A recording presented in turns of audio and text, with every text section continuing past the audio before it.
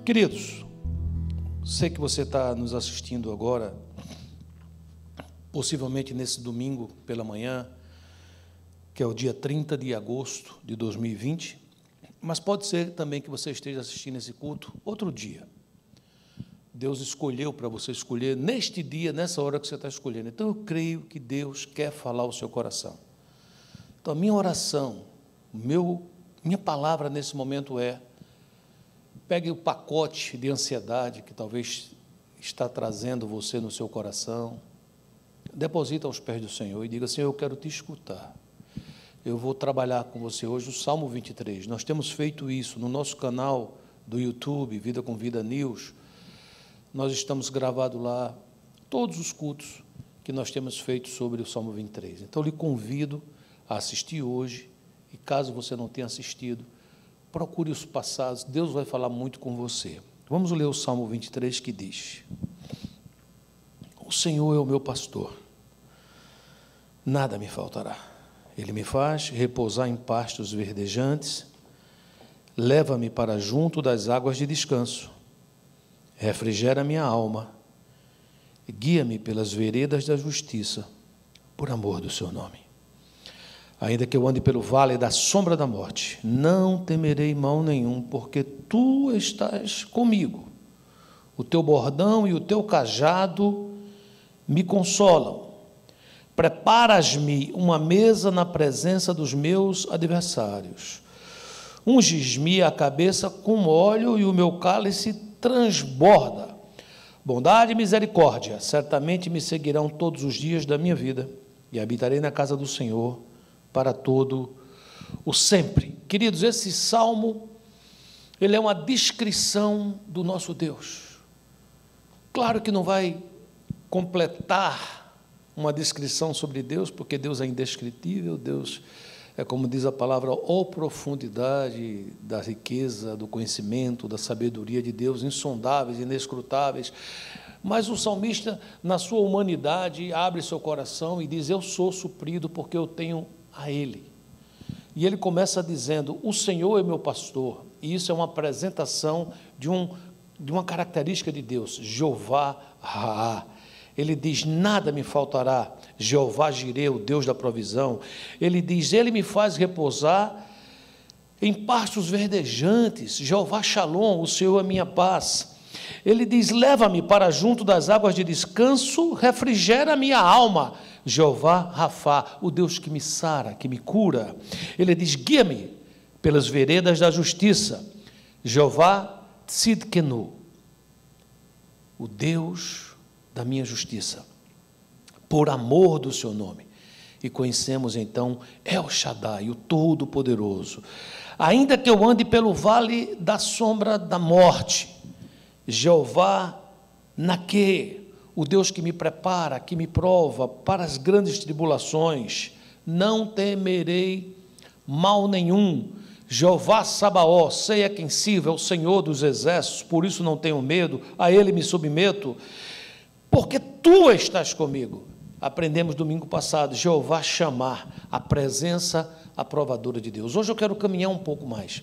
O salmista diz que não teme, que passando por vales obscuros não teme, e ele diz uma coisa interessante, ele diz: eu não tenho medo porque tu estás comigo, e o teu bordão e o teu cajado me consolam. Interessante, ele está dizendo assim: eu não tenho medo por causa da tua presença, mas também porque eu sei que o Senhor tem um instrumento que me produz consolo. A palavra aqui, consolar em hebraico, é nakham, que significa receber consolo, mas também significa direção. Ele está dizendo: a tua vara e o teu cajado, nos momentos difíceis, nos momentos sombrios, me consola, e me consola porque me direciona, não me permite me perder.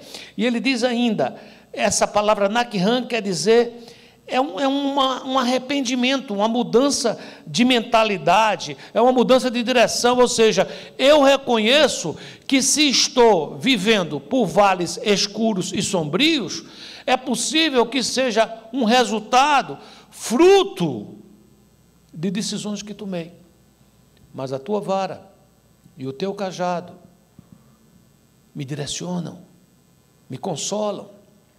Então, que nome nós poderíamos trazer hoje de Deus?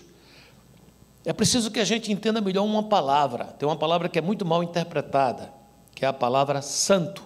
Quando falamos disso, geralmente ligamos a algum elemento religioso, algum símbolo religioso. A palavra santo é kadosh. E hoje nós vamos estudar Jeová Makadosh Ken, o Deus que me santifica.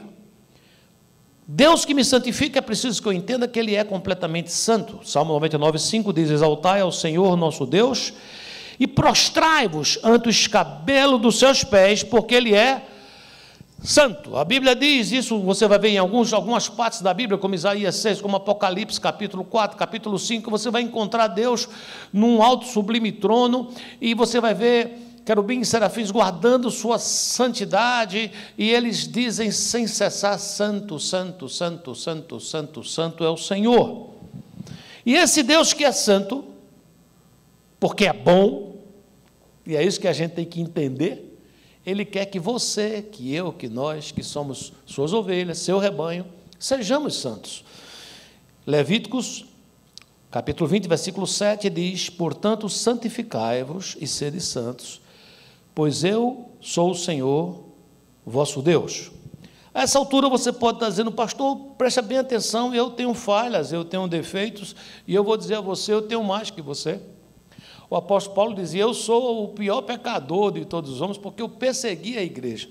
Então, como é que eu posso ser santo sendo falho? Como é que posso ser santo sendo imperfeito? É importante entender o significado da palavra santo. O termo hebraico para santo provavelmente partiu de um conceito primitivo de separação do profano. O que é profano, pastor? Aquilo que é profanado, aquilo que está desprezado, aquilo que qualquer um entra e sai. Imagina um terreno baldio, aonde qualquer um entra, joga lixo, faz o que quer.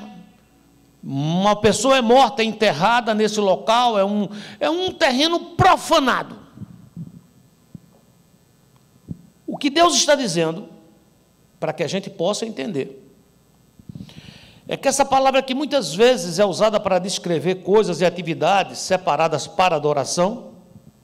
O termo santo é muitas vezes encontrado no sentido de usado para o templo, usado para adoração, mas é importante que ele é mais usado, e é isso que ele significa, é algo que é separado do uso comum. Coloque isso na sua cabeça. É algo que é separado do uso comum para um uso especial. Deus quer que você seja separado do uso comum para que você seja utilizado a serviço do rei. Vamos entender que o significado é riquíssimo. Sabe, queridos, muitas vezes, porque você vai ver na Bíblia esse termo sendo usado para ritos religiosos, principalmente com relação a Israel, com relação a lugares como o tabernáculo, coisas como altares, e por aí vai. Aí você vê que o termo oposto a santo é exatamente impuro ou profano. Levítico 10:10 diz: para fazerdes diferença entre o santo e o profano, entre o imundo e o limpo. A palavra é tão importante que a palavra kadosh é usada mais de 600 vezes no Velho Testamento. Então, o que é que nós queremos entender agora, para poder aplicar para a minha vida? Sou pecador, mas Deus me quer santo. Como isso é possível? Como é possível isso? Por que Deus me quer? Vamos entender isso. Eu antes, usando aquele exemplo, aquela alusão ao terreno baldio, eu era esse terreno sem valor, profanado, sem muros, como diz Provérbios, uma cidade sem muros, uma cidade derribada, onde não tinha domínio próprio, onde qualquer coisa entrava, qualquer coisa saía, ideias. Às vezes eu estava num momento ok, recebia boas pessoas, às vezes pessoas ruins, mas uma pessoa que estava vivendo longe do Senhor. A Bíblia diz que Jesus me comprou com preço, pagou esse preço com seu sangue. Ele limpou o meu terreno, Ele limpou a minha vida.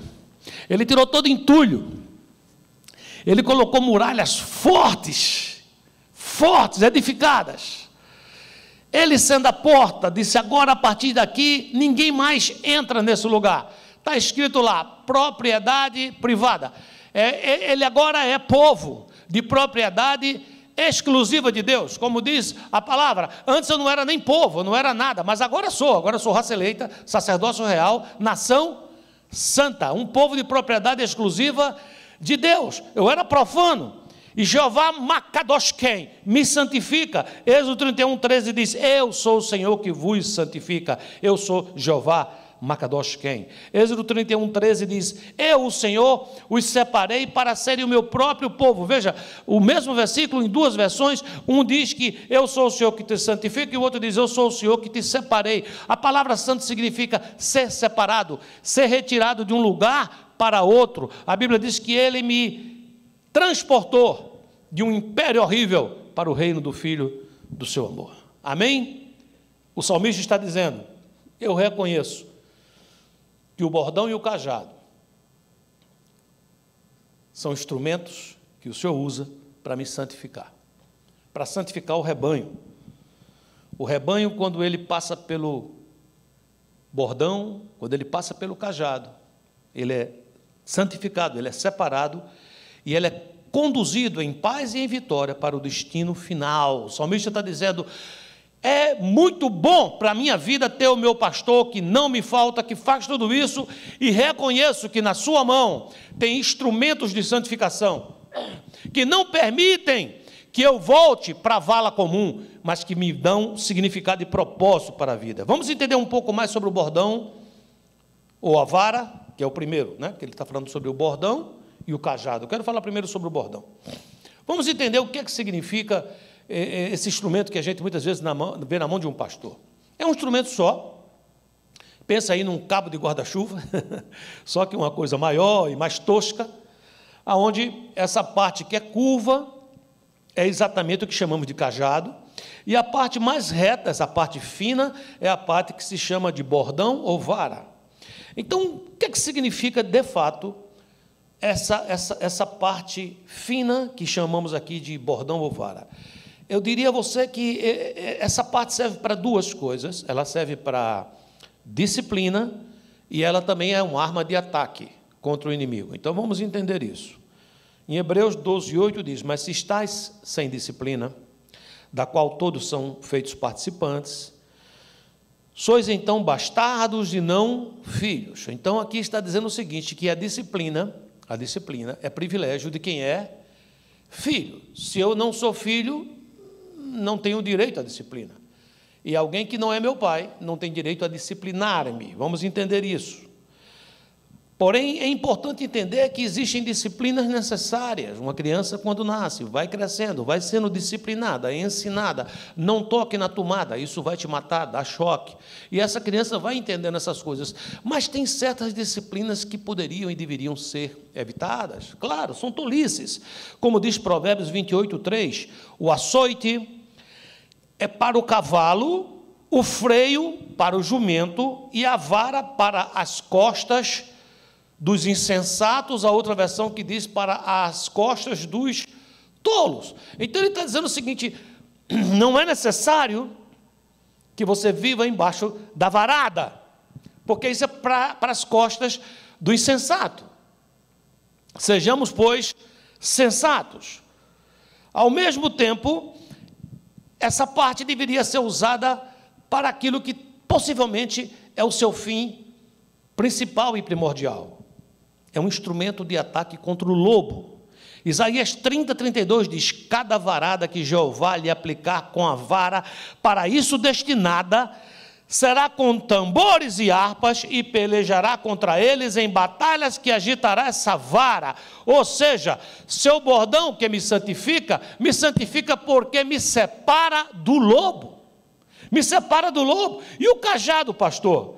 Ora, queridos, o cajado é aquela parte curva, onde muitas vezes uma ovelha que está perdida dentro de um buraco, é com ela que o pastor a alcança, é como vamos usar um termo aqui, a pesca, colocando às vezes sobre os seus dois braços dianteiros, suas patinhas dianteiras, e levanta, tira ele desse lugar.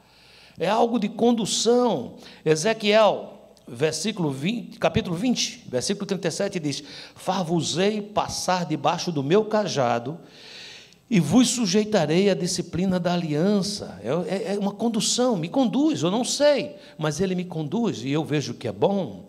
Instrumento de resgate, Ezequiel 34, 12, como um pastor busca as suas ovelhas, que estão espalhadas, assim eu buscarei as minhas ovelhas e as trarei de volta. Então veja que coisa linda, queridos.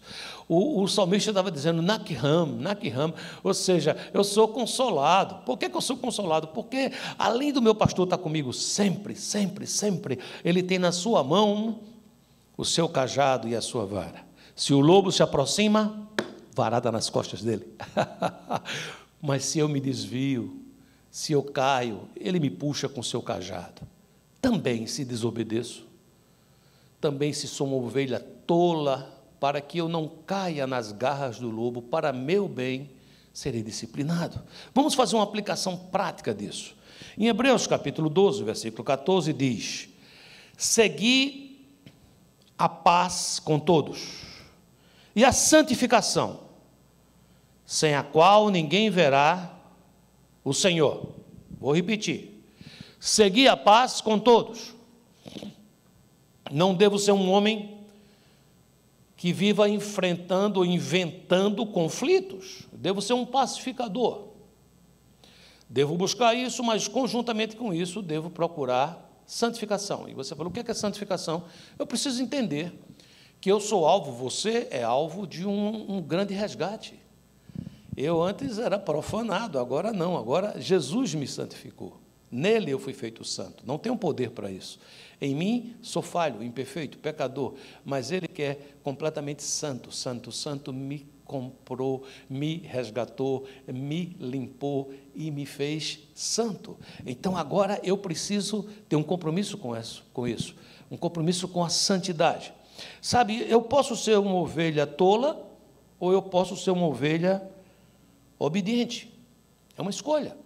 Todo dia eu tomo escolhas.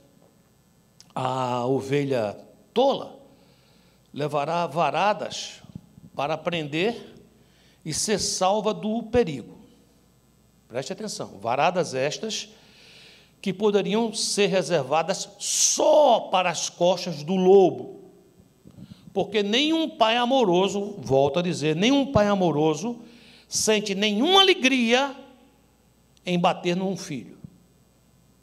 Nenhum pai amoroso tem alegria de fazer isso. Me lembro quando meus filhos eram pequenininhos e que muitas vezes havia aquela tentação enorme de colocar a mão, o dedo na tomada. E nós explicávamos, não faça isso, não faça isso, não faça isso. E muitas vezes a palavra não era insuficiente. Víamos na sua estutícia de criança, mais uma vez ir com sua mão até a tomada. E com tristeza, mas com necessidade, dávamos um leve toque na mão, dizendo não. E ao tocar na sua mão, não doía tanto a mão, porque não batíamos com força, mas doía seu coração. Ele dizia, meu papai está me batendo, minha mamãe está me tocando aqui. Aquele toque, nunca fizemos com alegria, mas fizemos com responsabilidade. Não toque aí. Papai e mamãe não permitirá que você vá morrer eletrocutado. É assim que Deus disciplina um filho. Você diz, o que é que você quer dizer com isso, pastor? Sejamos obedientes, deixemos essas disciplinas, essas varadas para as costas do nosso adversário. Vamos entender isso, queridos. A ovelha obediente verá o bordão ser usado no inimigo, a vara ser usada no inimigo, mas receberá através do cajado a proteção e a condução do seu pastor. O que é que eu posso fazer de minha parte para me santificar? Você pode falar, você disse que isso era uma obra de Jesus, e mas lembre-se, o versículo que nós lemos aqui diz, segui a paz com todos e a santificação. A santificação é um caminho, eu sigo. Me foi dada por herança, é graça e é misericórdia, mas nunca me foi imposta. Então, eu tenho que desejar, eu tenho que acordar pela manhã e me lembrar. Antes eu não era nada. Antes eu era um terreno profanado. Antes era uma coisa jogada fora. Mas agora não. Agora eu sou raça eleita, sacerdócio real, nação santa, e eu sou de propriedade exclusiva do meu Senhor. Ele me santificou, Ele me separou de para. Eu fui separado de todas essas coisas para Ele. O que devo fazer? De maneira muito prática. Nós temos que entender algumas coisas rapidamente, que eu posso fazer para evitar que eu venha a me profanar, a me tornar impuro. A primeira coisa importante. Tem um ditado muito conhecido: eu não posso impedir que um pássaro voe sobre a minha cabeça. Não posso. Isso faz parte da vida. Estou andando, um pássaro voa sobre a minha cabeça. Mas está em mim o poder de impedir que um pássaro construa um ninho sobre a minha cabeça. Isso é um poder que Deus me deu. Então, preste atenção. Ter pensamentos negativos, ter pensamentos destrutivos, ter pensamentos pecaminosos, são coisas que acontecem com qualquer um, inclusive com os homens e mulheres mais santos que já pisaram nesse planeta. Esse pensamento passar não é algo que eu possa propriamente evitar. Mas ele vai passar, não vai ficar. Conquanto é verdade que eu não posso evitar que seja atacado por um pensamento destes, também é verdade que eu o mandarei sair imediatamente. Então, o que é que eu devo fazer de maneira prática, pastor? Mude a sua atenção para outra coisa. O salmista diz, no Salmo 119, capítulo 37, versículo A, diz: não me deixes ficar pensando em coisas sem valor. Existem outras versões, eu gosto muito desse versículo, inclusive é o versículo que eu coloco no meu WhatsApp, está lá. Ele diz: não, me ajuda, Senhor, para que eu não coloque meus olhos em coisas fúteis, em coisas que passam. Quantas vezes na vida nós gastamos tempo, quando fala colocar os olhos, ficar pensando, é o ato de você ficar meditando em coisas que não têm valor algum, mas que foi informado a você através da mídia, foi informado a você através de qualquer coisa, que isso tem valor, e você começa a pensar. Então, isso pode ser qualquer coisa, qualquer discrepância, pode ser na área sexual, na área financeira, na área de sonhos, seja o que for. Jó, na sua luta, na sua batalha, ele diz algo, uma aliança que ele tinha feito. Você diz, com Deus, pastor? Consequentemente com Deus, mas ele tinha feito uma aliança com ele mesmo. Olha o que diz. Jó 31, 1. Fiz aliança com meus olhos, como, pois, os fixaria eu numa donzela. Ele não está dizendo que não veria a donzela passar. Ele está dizendo que ele fez uma aliança para não fixar os olhos.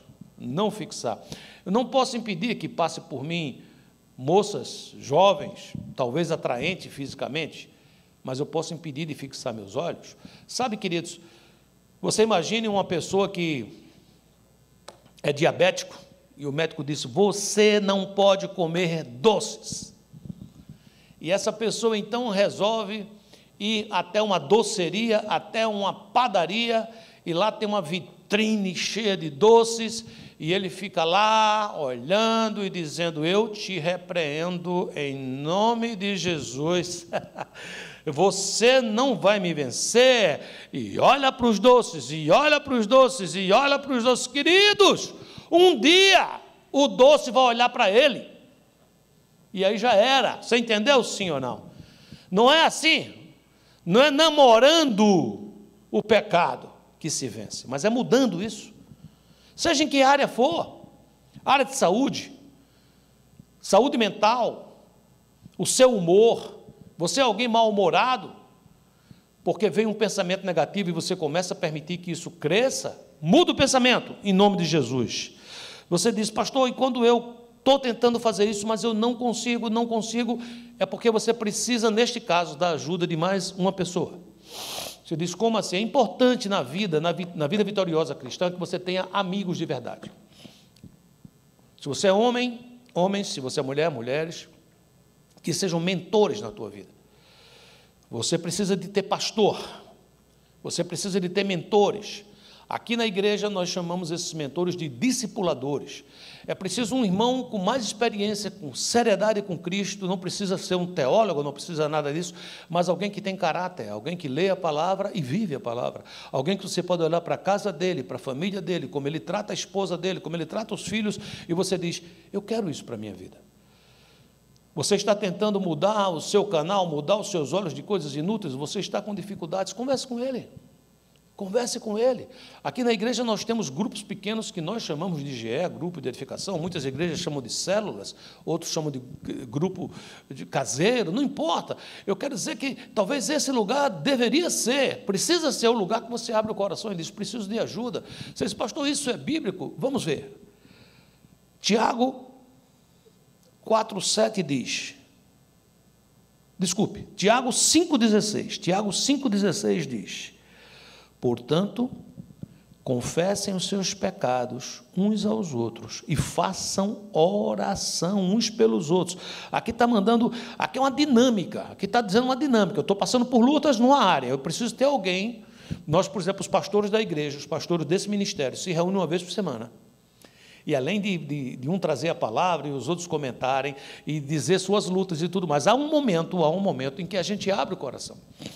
E aí, se é uma luta que estamos passando em qualquer área financeira, seja o que for, ou até uma batalha na área íntima, nós estamos criando para nós um foro, um lugar, onde a gente pode, nesse lugar, não ter medo, abrir o coração. Você muitas vezes vai escutar, olha, eu vi uma história que um pastor se tornou um assassino, eu vi uma história que um pastor adulterou, eu vi uma história que um pastor roubou. Você acha que foi automático? Você acha que ele estava pregando aqui no domingo de manhã, usando a internet para falar contigo? Ele saiu por aquela porta e ele disse, eu vou matar uma pessoa. Você acha que foi assim, querido? Não foi dessa maneira. Ele foi num processo, a palavra não existe, mas eu vou dizer, de desantificação, ou seja, ele passou a se deixar profanar, um processo inverso de santificação. Então é importante entender que esse processo poderia ter parado se existisse gente, igreja, de carne e osso, que escutasse e, como diz aqui, orasse. Não é escutar e criticar, mas orar. Vou ler de novo. Portanto, confessem os seus pecados uns aos outros e façam oração uns pelos outros, para que vocês sejam curados. A oração de uma pessoa obediente a Deus tem muito poder. E aqui vai uma palavra extra que eu vou dizer a você, principalmente nesses momentos. Cada dia mais eu escuto história de desigrejados, gente que estava na igreja, agora eu não quero mais igreja porque me decepcionei com homens. Preste atenção, queridos. Com homens você sempre vai se decepcionar, até porque você decepciona muita gente. Isso é normal, isso faz parte da vida. Eu me decepcionar com alguém que me traiu, que fez alguma coisa contra mim, eu devo entender isso com mais naturalidade do que entendo. E você diz, por quê? Porque às vezes eu também decepciono pessoas. Você diz, você faz isso porque quer? Não, não faço isso porque quer, eu faço isso por causa da minha humanidade. Agora, quando eu estou num ambiente de igreja, num ambiente de corpo, não um templo como este, mas vivendo isso todos os dias, eu sou levado a me arrepender. Então, se eu decepciono alguém, se eu frustro alguém, tomo ciência disso, isso me toca, eu me arrependo, eu peço perdão a Deus e eu procuro essa pessoa, eu peço perdão a essa pessoa e se eu defraudei essa pessoa em alguma coisa, eu restituo. Isso é ser igreja, é viver dessa forma. Não abra mão disso, pode vir pandemia, epidemia, o que for, não importa. Não permita que exista uma pandemia na tua vida para não virar a tua vida um pandemônio, em nome de Jesus. Terceiro ponto prático para a gente quase que terminar, falta só mais um. Resista ao diabo. Muita gente foge do diabo e muita gente enfrenta o diabo. A Bíblia não manda fazer nem uma coisa e nem outra.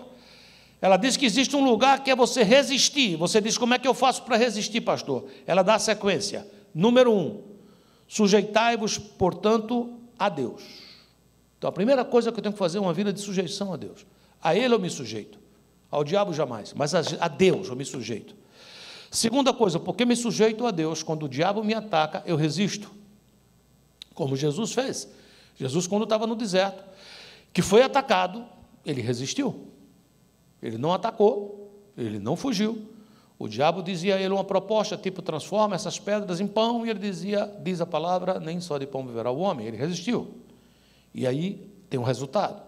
E ele fugirá de vós. O versículo inteiro diz, sujeitai-vos, portanto, a Deus, mas resisti ao diabo e ele fugirá de vós. Por último, reconheça a sua fragilidade. O que é que significa isso, pastor? Jeremias 17:9 diz, enganoso é o coração, mais do que todas as coisas, e perverso, quem o conhecerá? Eu preciso ser humilde, eu preciso reconhecer que sou frágil. O que é que significa ser frágil? Eu sou alguém que vivo com mimimi? Não, eu sou um ser humano, portanto, factível, sujeito a erros, sujeito a problemas, isso faz parte.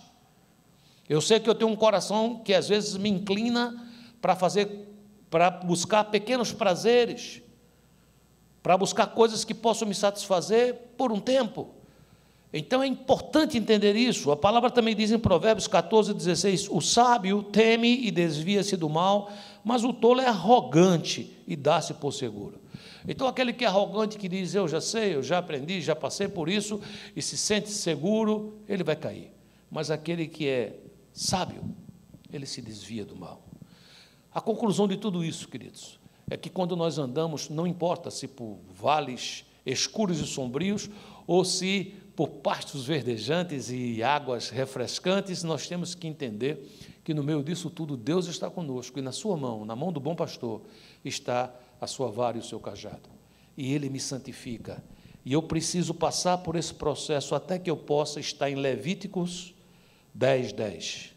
Vocês devem estar em condições de fazer diferença entre o que é e o que não é sagrado, e entre o que é impuro e o que é puro. A minha oração é essa, é que na sua casa agora, você esposo, você esposa, você pai, mãe, filho, se juntem e digam, essa casa não é um terreno baldio, essa casa não é um terreno com muros derrubados, onde qualquer um entra e faz o que quer. Não, não, não. Essa casa pertence a Jeová Makadosh Ken. Essa casa é uma casa santificada, não porque somos perfeitos, mas porque Ele nos fez assim.